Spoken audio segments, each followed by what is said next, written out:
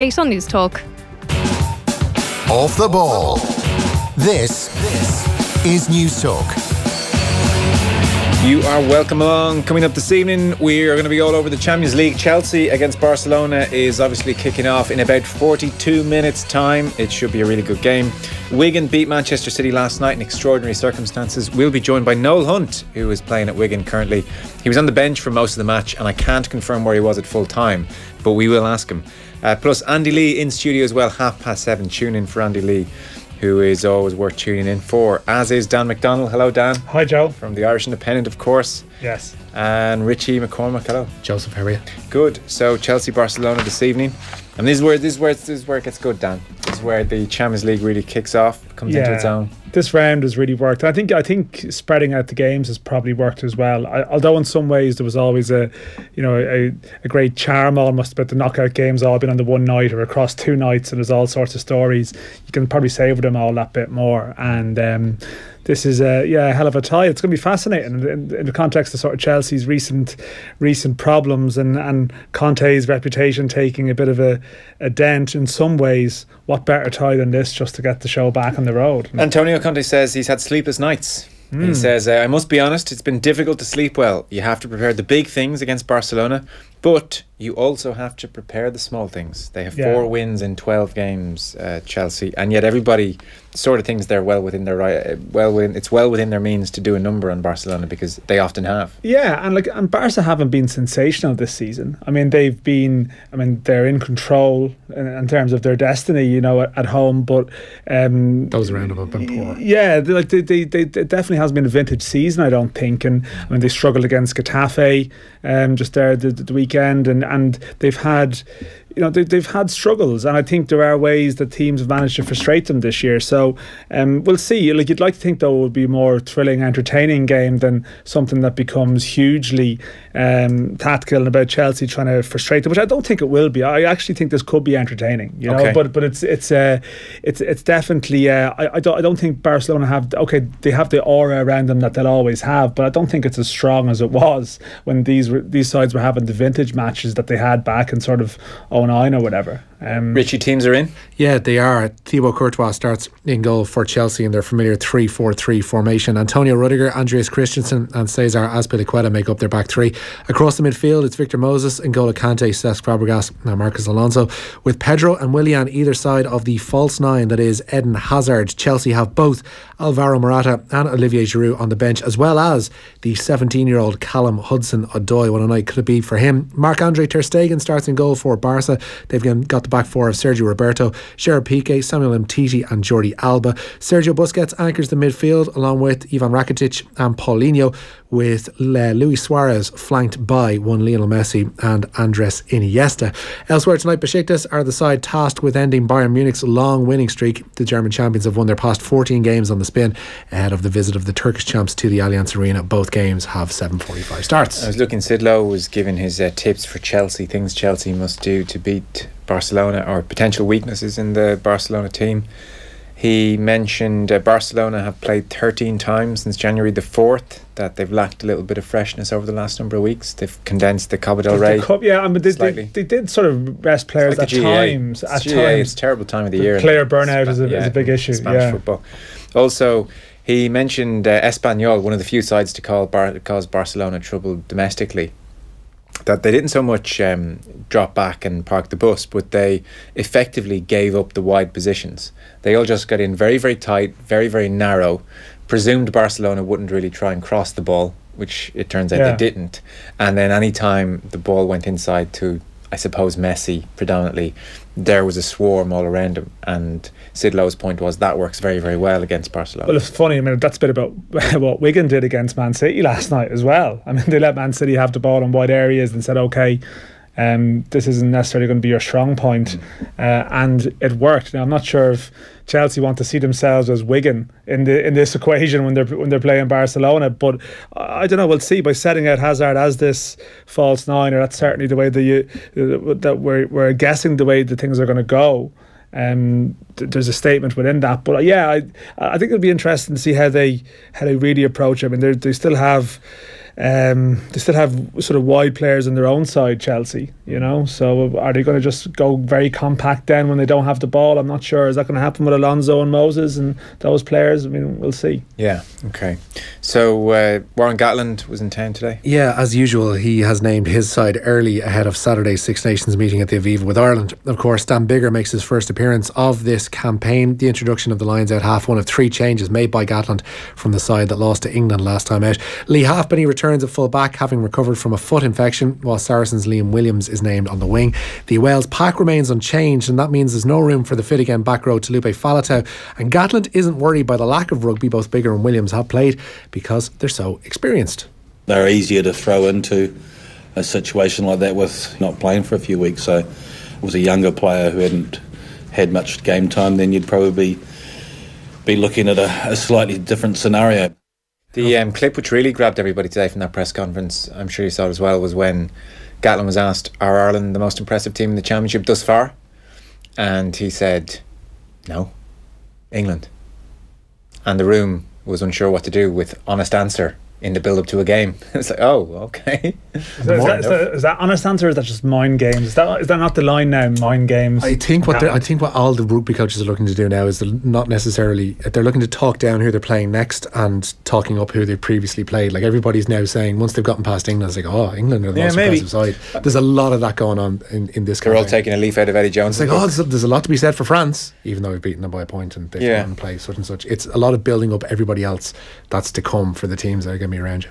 Andy Farrell was out from the Irish point of view? Yeah, he was, talking about the injuries to Tyke Furlong and Ian Henderson. He's hopeful that both will be fit to face the Welsh. Farrell said both players were hitting their markers, that's the phrase du jour today, in their respective rehab efforts. And the defence coach was asked how he's viewed the Welsh performances to date.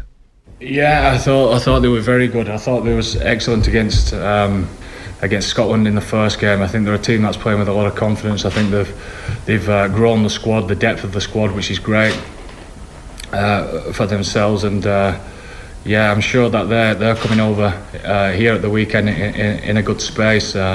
It's up to us to be ready for that.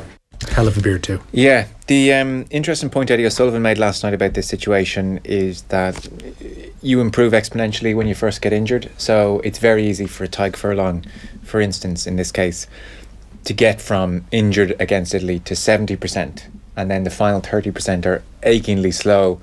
And O'Sullivan was even given the example of 2007 when France came to Dublin, and Gary O'Driscoll, the team doctor, said that Brian at that stage was at about 96% ready to go. But those last few points, they just take time. It's like when you're rebooting your phone. You're like, come on, there's only a bit left. For the love of God. Hurry up. And so O'Sullivan, they left him out of that match at Croke Park against the French in the knowledge that there were other games to come. And that's the tricky thing with you throw them back in, these things ping like that. There is that worry. And so if he's at 70% sprinting over the last few days and gets up to 90%, like 90% is probably not good enough. So it's still a very close call with these two. Well, more so Furlong, to be honest. So the Wigan Man City story then? Oh, hell of a lot of fallout from this one last night. Wigan and Manchester City both charged with failing to control their players during the League One side's shock FA Cup 5th round victory last night. There was a melee after City had Fabian Delph sent off late in the first half. Both clubs have been asked for their thoughts on the pitch invasion at the end of the game that saw Sergio Aguero have an altercation with a fan. It's understood City are considering legal action after the striker claimed he was verbally abused and spat on. Earlier, Wigan said they'd conduct a full investigation of that pitch invasion, and the League One side's chief executive Jonathan Jackson says they were disappointed with the minority of fans who acted in what he's called an inappropriate manner. He says player and staff safety is of paramount importance. When I saw Sergio Aguero throw an arm or a slap away at that fan, I thought, good on him, and the fan's lucky he doesn't get a dig. Yeah, I think I've a certain there's two grades of player-fan interaction. You think back to Eric Cantona going into the stands, and you think, players are used to people shouting stuff from them from behind the curtain or whatever it might be, on a regular basis, and you have to learn restraint because you'll set off an incident if you react to it. But when you do have hundreds of fans running across the pitch, and City seemed to get ahead of this story today by briefing or letting it be known through whatever channels that there was a couple of inappropriate things said and he was spat at. I think it shifts the narrative to people having a bit more sympathy with Aguero, and I think I sort of do. I mean, he didn't do the whole Brian Clough back in the day by lining up fellas and taking shots at them. You still find that on a YouTube dark night sometimes. It's still good. The best part of that is the two lads who he did give a clip around the ear to. They were interviewed alongside Clough a few days later, and they're absolutely they're saying, "Oh no, Brian was bang within his rights to do that." I think Aguero was too. I think if we're using the Cantona example and bringing that into it, whichever party crosses the white line that they shouldn't cross, then they are due everything they get. Yeah, it's sort of, if you walk across a firing range, you might get hit. Players are very vulnerable. Like you're there, you can imagine what it's like having all these people running around.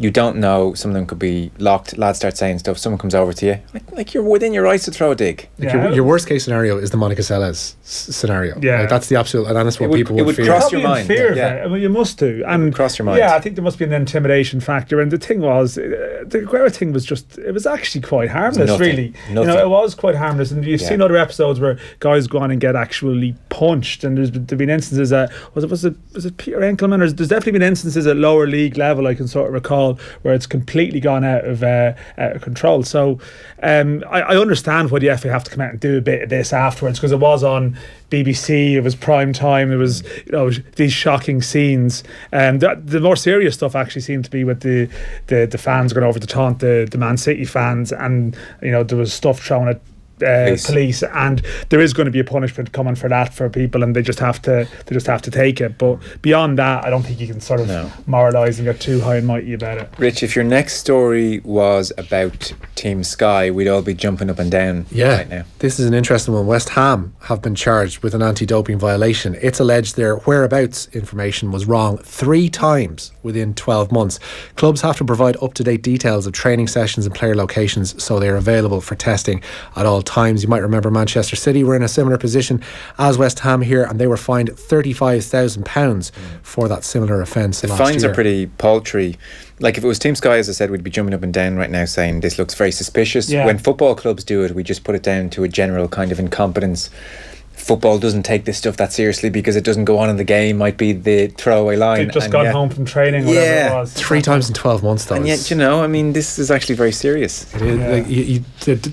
I'd like to see the line of questioning that will follow this one. If they can just provide paperwork and say, here we are, this is where we were, and they get a rap in the knuckles and on they move, fair enough. But there needs to be a degree of transparency about all this, just to see where football is, I guess, in terms of tackling doping. Brendan Newby is going to be on OTB AM tomorrow. He is. Big Bubba is going to be on the show because the Irish freestyle skier sadly missed out on a place in the half-pipe final in Pyeongchang at the Winter Olympics this morning. The man from Cork had a great first run but fell during the second, and he ultimately ended up in 22nd position. Meanwhile, the Russian Olympic Committee has begun a criminal investigation to find out how curler Alexander Krushelnitsky tested positive for the banned substance meldonium. He won a mixed doubles bronze playing under a neutral flag, of course, at the Winter Olympics, and his B sample has also come back positive. The Olympic athletes from Russia, as they're called, the team of 168 that are competing as neutrals, says there's no evidence of systematic usage of the drug.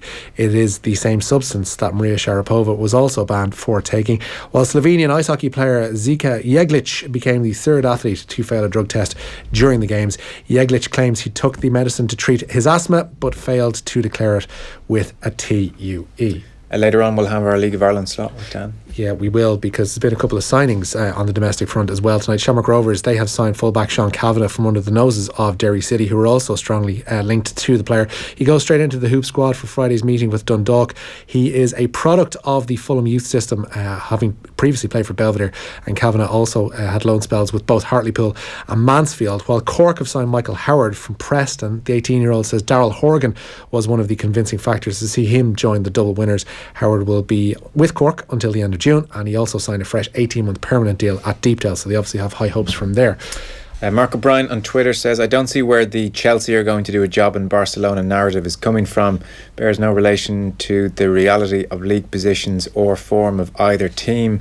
Chelsea leaving both strikers on the bench to try and contain. For me, this tie and match is where Barcelona re-stamp their authority on the Champions League. But if you look at the two benches tonight, like if you were to compare what's to come off the bench for Chelsea and what's to come off the bench for Barcelona, like outside of Ousmane Dembele, who obviously cost an arm and a leg, Denis Suarez blows hot and cold. And beyond that, you've got Thomas Vermaelen, Alex Vidal, Lucas Digne, all defenders, and Andre Gomez is a potential. Yeah. Like, whereas Chelsea, if they need to switch things up, there's Giroud and Morata there that cause a bit of trouble. There's Zappacosta to offer something out wide. I don't know. There is definitely a chance that Chelsea could leave a mark. I take Mark's point. Like, definitely. I don't think. I mean, I hope you haven't misheard us. We're certainly not putting Chelsea as firm favourites here. No. But I suppose they won the league just last year.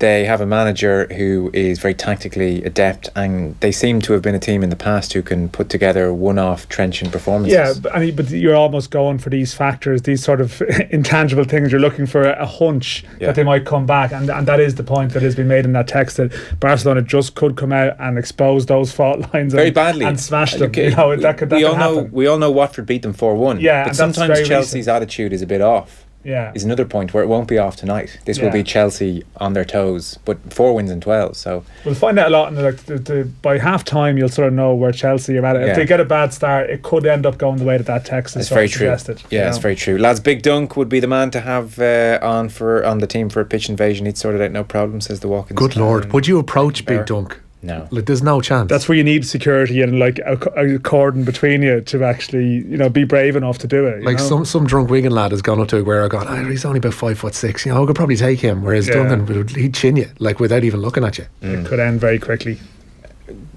Jimmy Bullard wasn't who famously was looking up at Big Dunk afraid one time in a Soccer AM video. Do you remember that? Try not to watch Soccer AM, Joe. It's worth checking out. Soccer AM and food, those are your two special subjects, really, aren't they? I haven't watched Soccer AM in a long time. Although I do see Jimmy Bullard now does the masterclass, so he'll get a former footballer in.